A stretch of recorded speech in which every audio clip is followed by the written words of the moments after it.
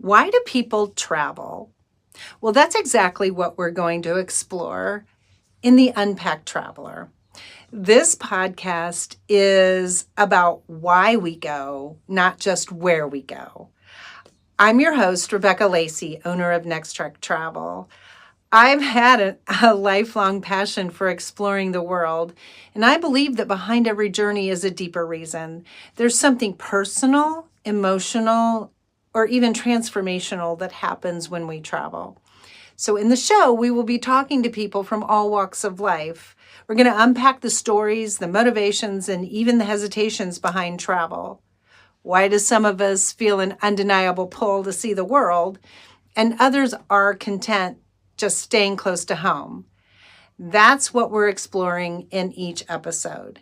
And today, I couldn't think of a more perfect guest to kick off this series than the woman who sparked my own love for travel, my mom, Jane Sears. From doing mission work overseas to selling her home and becoming a full-time RV nomad after retirement, her story is filled with purpose, adventure, and heart. So let's dive in and start this journey together.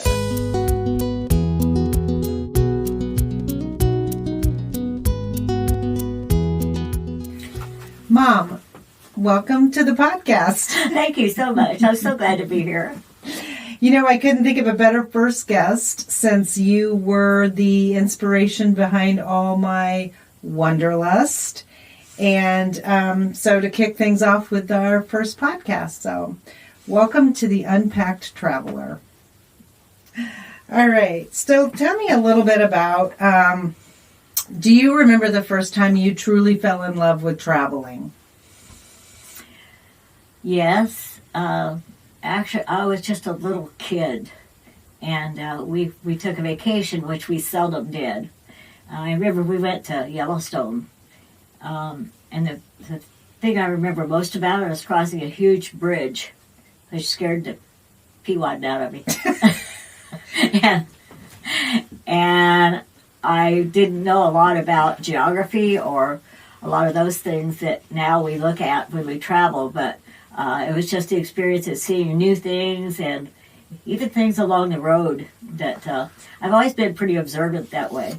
I don't see big things, but sometimes I see small things that are really interesting, and I'm still that way. How old were you? Probably 5 or 6. Oh. I was pretty young. Yeah.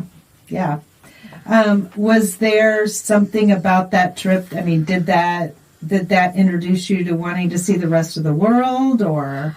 It made me want to see more things. I didn't think of it in terms of wanting to see more of the world, but I wanted to see more things because I just always was curious about how things worked, and that went from even mechanics, it went to plants that grew, it went to animals, it went to buildings. It just went how the world was put together. I was always fascinated by that. Of course, at 5 years old, I was pretty basic about that, but still, there were things that really caught my interest, yes, and piqued my interest in seeing more, which turned into more of the world later. Did you travel much more as a child, or was just one of the few trips you took? No. Dad was a farmer, and we seldom got, and then we ran a motel. Oh, yeah. And so it was very difficult for us to get away. And Dad got very homesick if we left for very long. So that one trip at 5 years old, that's why I think it was so memorable for me. Mm. It wasn't something we did every year. Right. So I know that when we were a kid, when we were kids, fast forward after, you and Dad got married, when did you guys decide that it was important for us to see the United States? Before you were born. Before I was born. Yeah, before you were born. Dad was always, as you know, he was very much into learning about geography and the country and just how, just seeing all the things that were out, and not just seeing them, but experiencing them and learning about them and seeing how they all work together. The rivers, the roads, all those things. Plus the beauty of nature. And Dad was always very excited about how nature about seeing nature and learning about it. Because your dad he wanted to learn about everything. Yeah. He was very detailed. Yeah. I mean, I think that's probably, I've always been that way too. I just can't get enough information, it seems like. Right. So, yeah. I remember when we were, I don't remember a lot of trips when we were younger, but we used to travel to go, because Grandma and Grandpa lived in Arizona and we were in Illinois. And I remember, traveling to see them, especially at Christmas time. Funny side story is I remember one time asking you, I wanted a pair of granny boots for Christmas. And knew I was going to get them from Santa. And I said, how's Santa going to know where we are? Did he find you? He found me. I got my granny boots. Yay, Santa.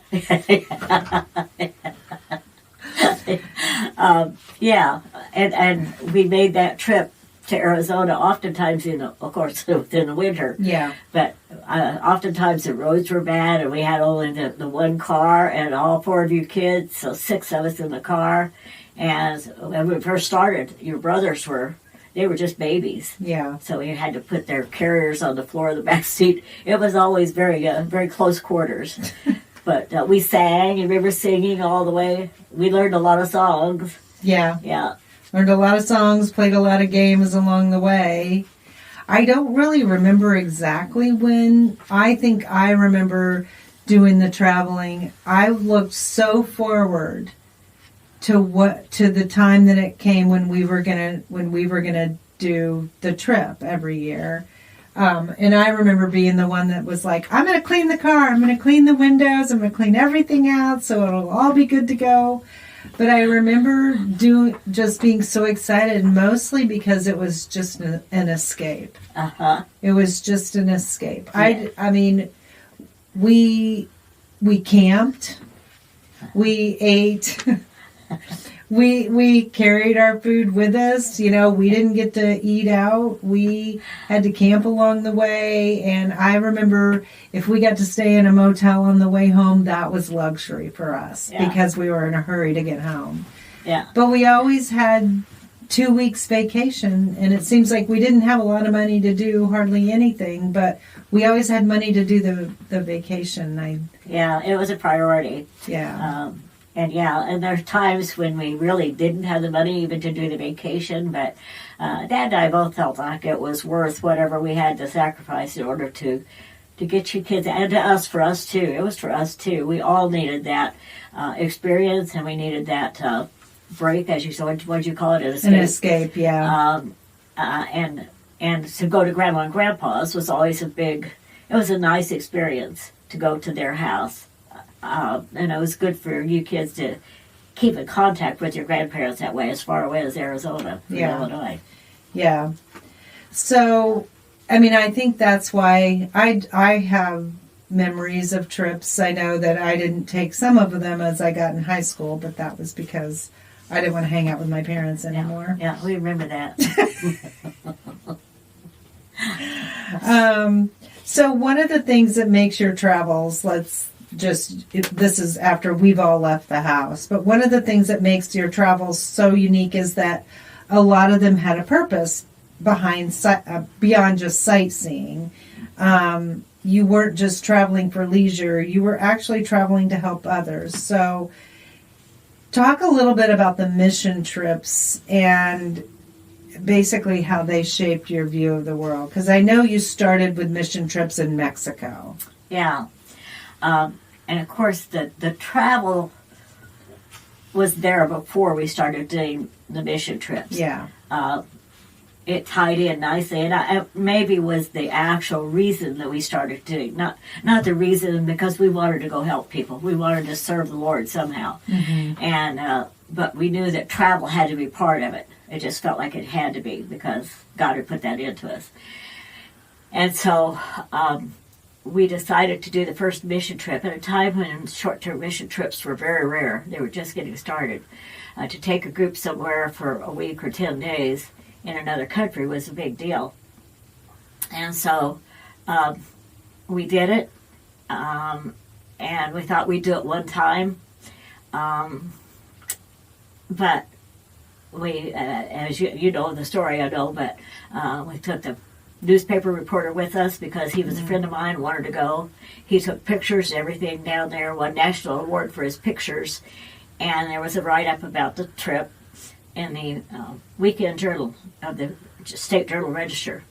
People read that, and they began calling us and saying, we'd like to know about these mission trips. Can you help us? Can you help us do one? And from that, we did that for 24 years then. We did the mission trips. But the mission trips were, they were a big experience because at that time, neither one of us spoke Spanish. We learned Spanish by going to Mexico. We'd never taken a group anywhere other than our kids. That was a group. But and we learned from things we did right, things we did wrong. But it all worked to the good in the long run because we felt like everybody continued to grow from all those experiences. The things that went right, the things that went wrong. Life is like that. You deal with things that work and things that don't. Yeah. Well, I never went on one of those mission trips. I think you started doing them maybe after I graduated from high school. Yeah, it was pretty close to then. Because it was the year Mike and John were graduating that we started the trips. So you were already out of high school. Yeah.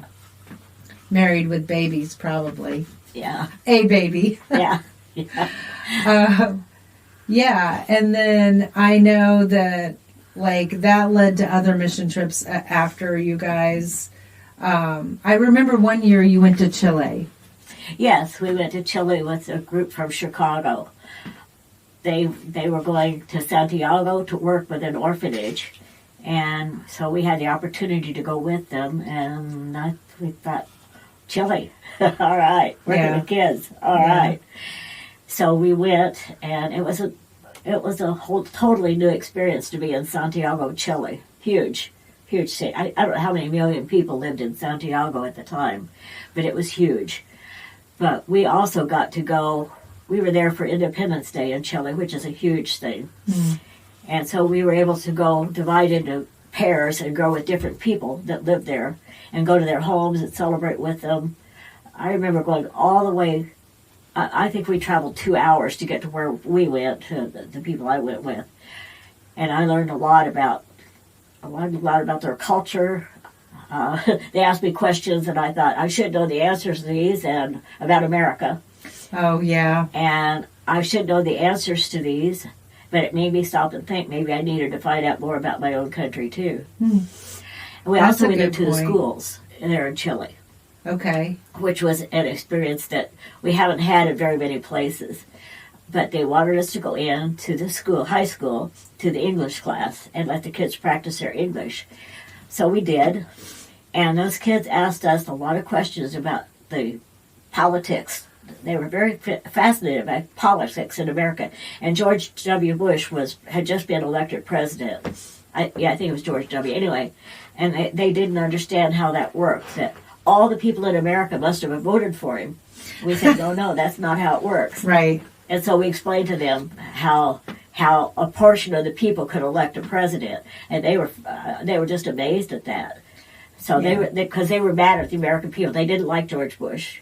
And so they were mad at the American people. But we said, well, there's only a percentage of them that elected him. So anyway, it was fascinating. That's like when I went to Kenya on our mission trip. They were fascinated because Obama was president during that time. Yeah. They were fascinated, with Obama and Abraham Lincoln. Those were the two people that they were so fascinated with, asking all kinds of questions. So It is kind of funny when you go to another country like that and you're immersed in the culture. Right. You're not just a tourist, right. where you're actually interacting with the people there. Right. And the questions they ask you, it's like, oh, yeah. So take me back to, let me say something else about that. It also, I don't remember what I was going to say now. Anyway, go ahead. Ask me. It'll come back to you. Yeah, it'll come back. So take me back to Mexico and the story that's famous about the riding the horse. The horse. Yes. Well, we were in a small village called Chalacuero with a group of high schoolers. And a man there by the name of Rolando, he lived in Chalacuero, and he came and said, would your group like to ride my horse? So I said, yeah, I'm sure we would. And so he brought the horse out, a Greenbroke horse, and he just had a halter on it with a lead rope. And all the kids got a chance to ride, and it came my turn to ride. I thought, I've ridden horses most of my life. I'd like to ride that horse without the lead rope. But at that time, I was learning Spanish, and I've never been shy about using words I don't know. You know that. And so I tried to think of how do I tell him. He spoke Spanish and not English. And so I tried to think, how do I tell him I'd like to ride this horse? I'd like to ride the horse without the lead rope. So I went, quiero montarse caballo. I'd like to ride the horse, sin, without. And I couldn't think of the word for lead rope. So there's a trick. You could take an English word and add an A or an O to the end of it, and it will turn into a Spanish word. So I said, quiero montarse caballo sin ropa. And immediately realized that ropa means clothing. And his face turned really red, and he said, I don't think so. I don't think so. And so, every time we went to Chalacuero after that, and I would see him, his face would turn red. I know he remembered that. That's funny. I remember when my daughter was in high school, and her Spanish teacher somehow knew that story. Well, we told that story in churches when we went to speak. Okay. So we got all around the state of Illinois. Okay. Well, she had heard that story, and she tells the story in Spanish class, and my daughter was like, that's my grandma. Yay, Grandma. That always is funny. Yeah, that's the most well-known story of all the stories. Yes. So then when you retired, I remember this day well, you drove off in your RV. And at some point during that time, I don't know, we'll fast forward to Thailand. Yeah. You decided to go to Thailand. Mm-hmm. Talk about your experience of going to Thailand and what you were there for. Well, I'll tell you how that came about. When Dad retired from the church camp, that's when we bought the motorhome. And we went to Florida to go back to school to get our certification to teach English. Because we knew we were getting older and couldn't do a lot of the physical labor that we'd been doing in the prior years, all those years before that. That was 2010. And so we went to Florida, and we got our teaching certificate while we were there. And then we went to the missionary convention in Atlanta. And while we were there, we ran across some mutual friends, some friends that we'd known for quite a while. They'd been to Mexico with us. We talked to them, and they said, by the way, we're going to Thailand. This was November. By the way, we're going to Thailand in March. Would you like to go with us? And we said, what are you going to do? And they said, well, we're going to do a medical dental eyeglass clinic up in the mountains with the tribal people. And would you like to go? Dad and I didn't even talk about it. We just both of us said, sure, we'll go. So never once was Thailand or Asia on my radar. I just really never even thought about going there. I thought we'd go somewhere where they spoke Spanish, because we spoke Spanish by then. I did. And to go to Thailand was like, are you sure, Lord? Are you sure you want us to go to Thailand? But we went on the mission trip. And while we were there, we learned that they needed English teachers at the Bible college. And so they said, we can't pay anybody anything, but anybody that could volunteer and pay their own expenses, we'd love to have somebody. So Dad and I said, yeah, we can do that. So we came home from that trip and got our things in order, got you on board to take care of stuff while we were gone, and went back over for 9 months. And we did that for 3 years. We went back, we were there 9 months of the year for 3 years teaching at the Bible college. And turned into a wonderful experience, because not only we were all over Thailand, except we didn't go to the south, but a lot of places in Thailand. But we also made it to Laos, Cambodia, Myanmar, China, Korea, a lot of places around did I say Vietnam? Anyway, No, but you just did. I just did it, yeah. All the surrounding countries. And so it turned into more than just Thailand. We didn't get to work in those places necessarily, but we did meet people that we knew, that other people knew there, and they would introduce us to individual people. It wasn't just a tourist experience. Right. It was quite interesting. The people are very much alike, but Thailand is the only country in that area that has freedom of religion. And so all the other countries, we were arrested in Laos. They took us to jail because they don't have freedom of religion there, and we were there. And they were afraid we had Bibles. So, we had experiences that we really never anticipated we might have. But again, I mean, it was great. I look back on those things. Even the experience in the jail was a good like Paul, experience. huh? Like Paul, huh? Yeah, like Paul, yeah. And so it was a good experience, and I learned from it. I really learned that God is there. I mean, He doesn't matter what language you speak, He's there. Right. But that all happened because we were in Thailand, and we were back one time after we left. We went back one more time, and then I was just back there last year. So right, to spread some of Bill's ashes, Dad's ashes. So another thing is, like I said, you basically sold your house, did the nomad life for quite a while. I mean, gosh, how many years did you do that? The trips. Well, no, living in an RV and taking RV. Trips, and We had the RV for 15 years. Okay. 11 years, because I sold it when Dad got sick. Yeah. So I remember you said something about, and this is very much where I get my spontaneity from, but you guys were traveling around the country. And Dad said he'd never been to Alaska. Yeah. So talk about your Alaska trip for just a moment, because you did it. You were in your 70s when you did it this way. Yeah, we were. Yeah, Dad was 74 and I was 70. We were in Iowa at the time, and we had our motorhome there.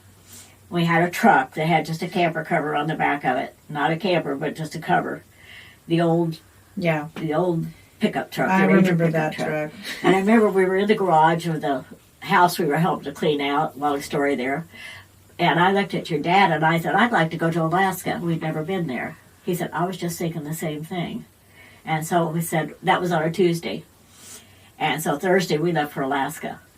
We took our truck, left the motorhome in Iowa, and just drove straight up to Canada, across the Trans-Canada Highway, and stopped along the way and camped our way across Canada over to Bellingham, Washington. And there we caught an Alaska Marine Highway ferry boat, which is the transportation that the people there on the islands use because there's no bridges. Right. And so we slept on the floor of the observation lounge, and you could buy your meals in a restaurant or you could take your own food. And we talked to people on that boat. We were there 36 hours for the first leg of it, up to Ketchikan. And we talked to people that were oil pipe workers, they were fishermen, they were hunters, they were some of them I'm sure were convicts. There's a lot of convicts go to Alaska because it's hard to trace them up there. So we talked to teachers. It was fascinating. And we were there with them, so we could talk to them for 12 hours a day. Right. And then when we got there, we got off the boat and we just, sometimes we stayed in a bed and breakfast, sometimes we just camped out, sometimes we stayed in a lodging of some kind. Did you didn't rent a car while you were there? How did you get around? No, we just hiked around Alaska then. We were up there 3 weeks and just hiked around and learned a lot that way. Wore out some shoes, but the people were people in Alaska. They're different. They have to be because it's tough. Yeah, it's a tough life up there. Yeah. And we learned that. And we learned about the attitude towards the Native American people there, which was not pretty. Mm-hmm. But we learned about it firsthand. We saw some things happen that were just really sad. But it was a good experience. I don't necessarily care to go back to Alaska. but it was a good experience, and we were there 3 weeks. So we hiked all over. We were up on the glaciers. We were all around. We just took a ferry boat from one place to another.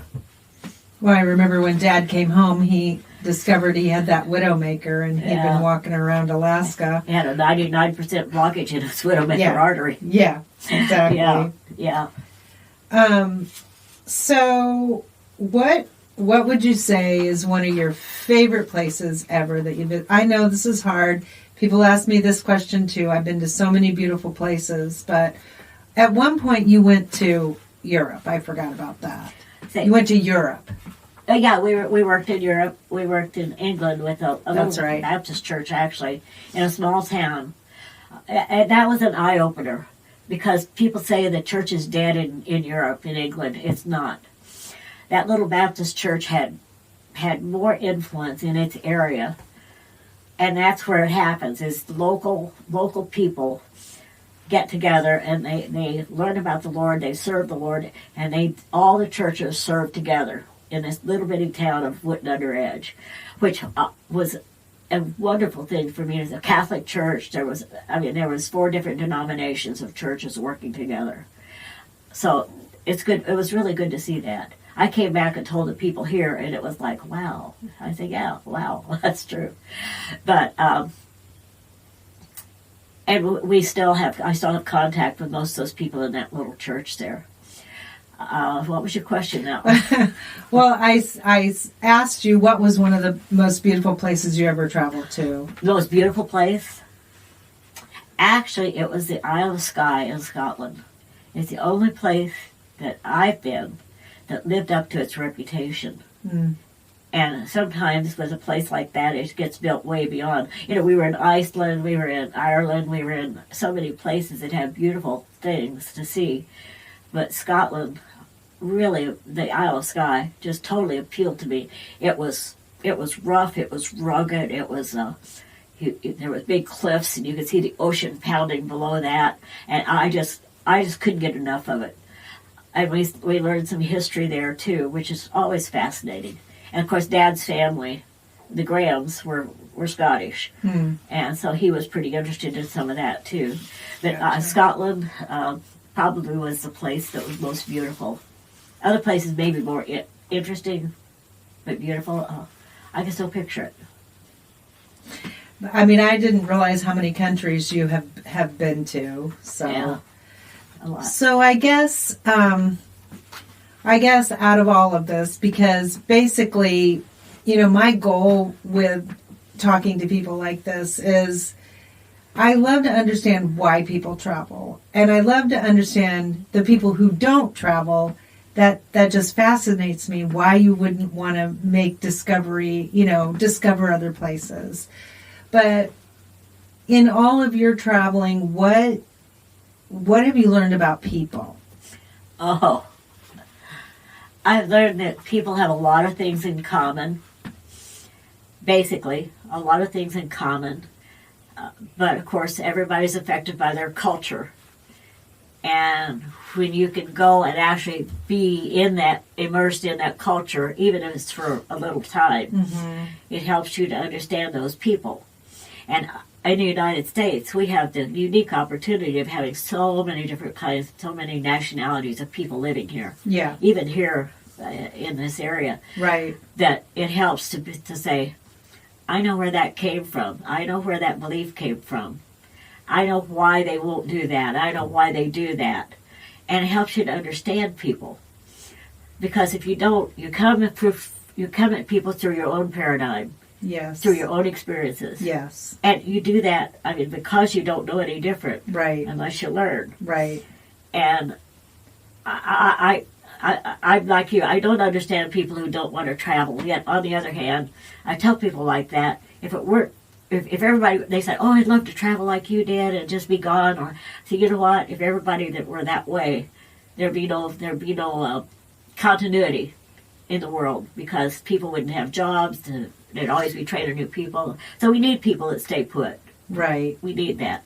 But if you have the urge to travel, it's so worthwhile. And you talk to a lot of people. will say that. Some people say, no, I don't want to do that again. I don't want to leave home. I don't want to leave my comforts. Right. And I don't mean to diss people like that again. If they want to stay home, that's up to them. But for a lot of people, they're missing out on a lot of things that could really help them in this world, wherever they are. Yeah. Wherever they are. Yeah. We're so immersed in international news and things happening around the world where a generation or 2 generations ago, that wasn't the case. Right. But it is now. Right. And we're affected by that. Right. Well, one of the places, like I said, I had been, was never on my radar, was Africa. Yeah. And traveling to Kenya and going through the slums there, and we had somebody from our church that came and took the pictures and documented it and all of that. Yeah. But just, I think that was my biggest cultural experience. I never went to Mexico with you. Some of the people from Mexico came and, for the VBS at our Vacation Bible School at our church. Right. So I got to know the Mexican people who actually, lived in the area. But that's not the same as being in the culture with them and understanding things. No. So that was really my first time outside of the United States of actually being in a culture and not being a tourist. I'd been to Jamaica as a tourist, going to a all-inclusive resort, and that's definitely not my style of travel. But I came away from that trip just realizing, the Kenya people are just beautiful people. They are giving and, hospitable and things like that. But just seeing all the poverty and the, you're walking through a slum.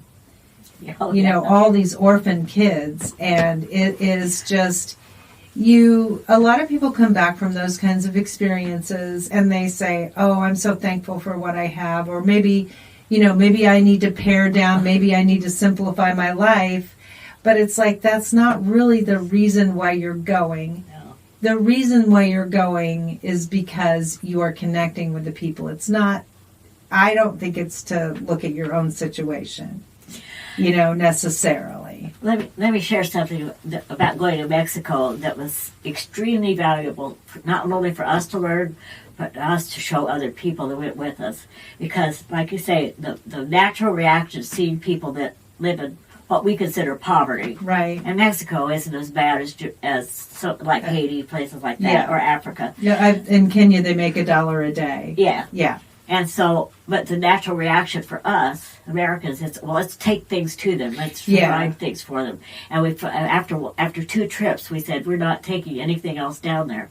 What happens, and we do it here too, what happens is you begin to build up their expectations of what they should have. Mm-hmm. And it goes beyond, when we're not there, they can't live up to those expectations. And so they get very unhappy and dissatisfied. Yeah. And they weren't that way before. Right. And so we don't want to go and make people expect more than what they can actually do. And they were fine before. Yeah. So it was a lesson to learn. Well, one of the things that, you see is you compare their situation to our situation, and then you're like, oh, I feel so bad for them. How can I get them? Or we go in and we try to take our thoughts and ideas and try to, force them upon them. And it's like, that is one of the biggest learning experiences is when we went to Kenya, we went to create relationships with the people there and ask them what they needed of us, not tell them what we were going to bring to them. Yes, perfect, yeah. And that needs to be learned because Americans are very generous people. They're known to be generous people. But we share out of our wealth and not our need a lot of times. Yeah. But nonetheless, then we expect them to want to have the same things that we have. Here's your standard of living that you need to have. Yeah. And it's not going to work. Yeah. Yeah, and maybe the poverty doesn't bother me as much because, we were pretty poor growing up. So I kind of understood that whole, the whole dynamic of that. But yeah. So if you, you kind of touched on, do you think travel is something everyone needs to experience? Do you feel like everyone should experience it? Well, I can't say 100% because there are people that just don't feel comfortable.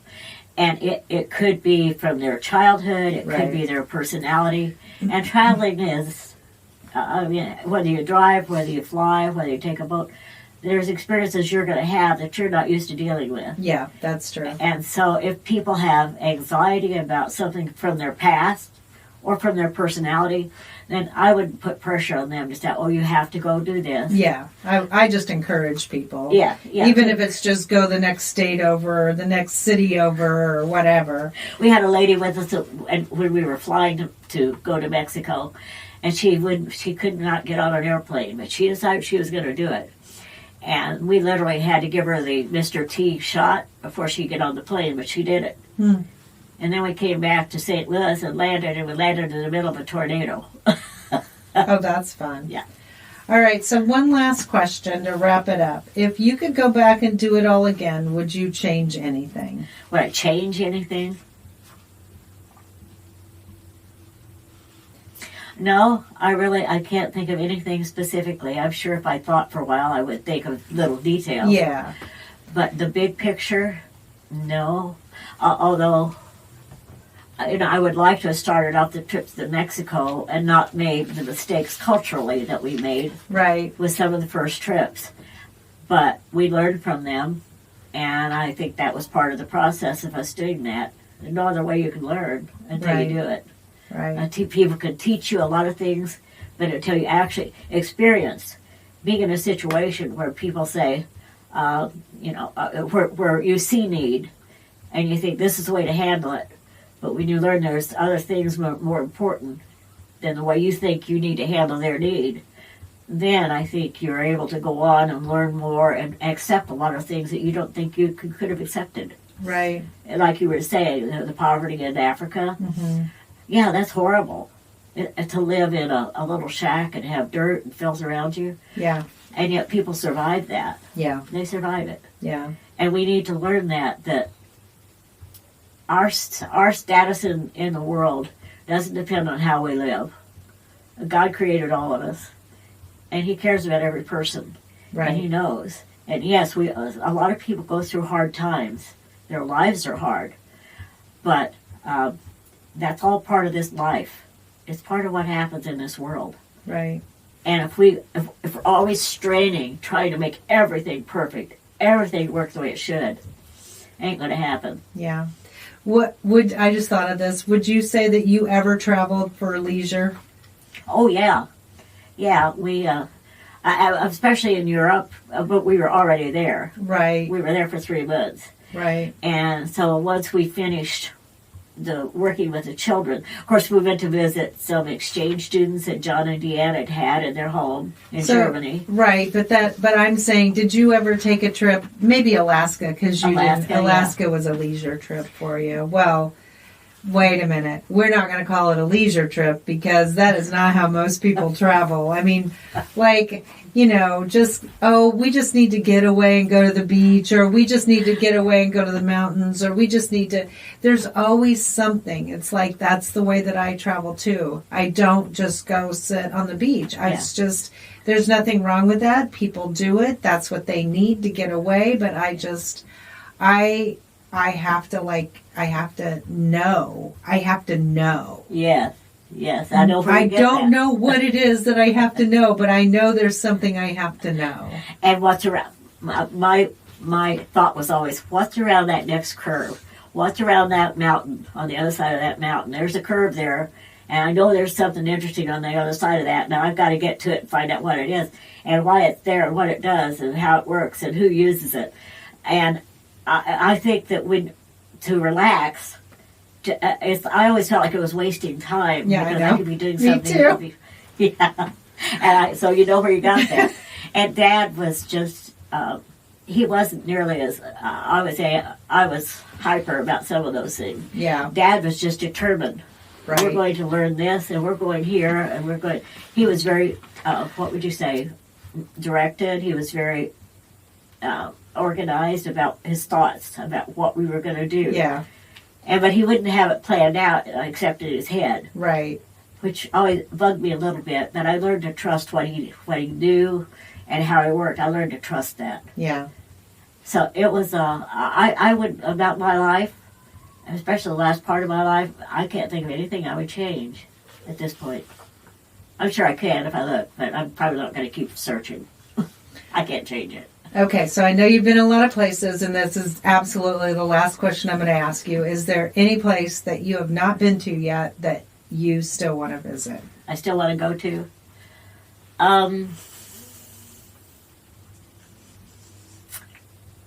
I can't think of any place I just have a yearning to go to.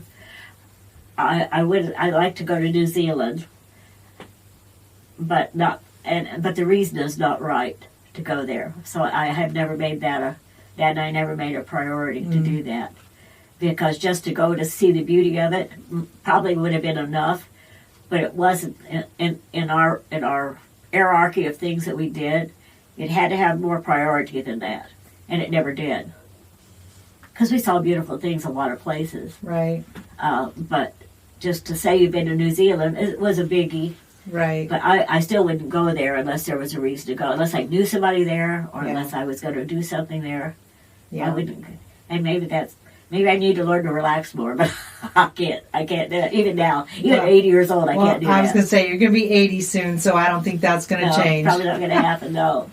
Something that would always come up that would say, oh yeah. And Polly and I are going to Hawaii in September. I'm going because she wants to go. She's never been. Right. Right.